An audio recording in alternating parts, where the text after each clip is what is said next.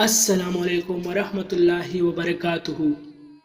وہ مرد بڑے نایاب ہوتے ہیں جو غصے میں بھی عورت سے بات کرنے کی تہذیب نہیں بھولتی۔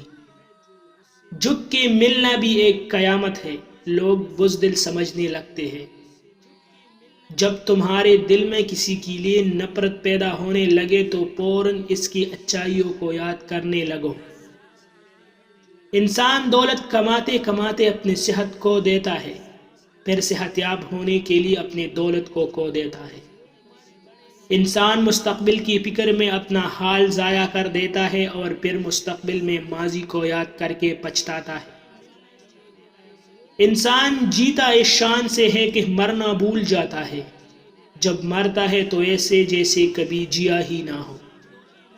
روزی اگر عقل سے حاصل کی جاتی تو دنیا کے سارے بے وقوف بھوکے مر جاتے۔ جب بھی تم بے سکون ہوتے ہو تو اللہ تعالیٰ سے اپنی گناہوں کے معافی مانگا کرو، کیونکہ یہ گناہ ہی ہے جو دلوں کو بے چین رکھتی ہے۔